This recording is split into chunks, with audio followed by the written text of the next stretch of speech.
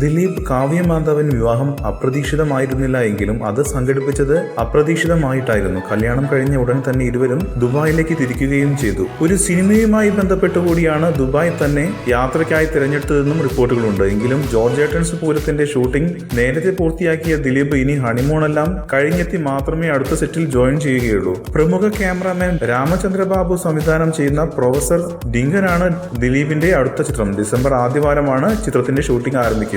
Shooting തിരക്കുകൾക്കിടയിൽ വീണുകിട്ടിയ ഇടവേളയാണ് ദിലീപ് വിവാഹത്തിനായി തിരഞ്ഞെടുത്തത്. റാഫിയാണ് professor Dinkan തിരക്കഥ എഴുതുന്നത്. കോമഡി മൂഡിൽ തന്നെയാണ് ചിത്രം ഒരുങ്ങുന്നത്. കൂടുതൽ സിനിമാ വാർത്തകൾക്കും വിശേഷങ്ങൾക്കും ഇപ്പോൾ തന്നെ സബ്സ്ക്രൈബ് ചെയ്യൂ മലയാളം ക്രിയേഷൻസ്.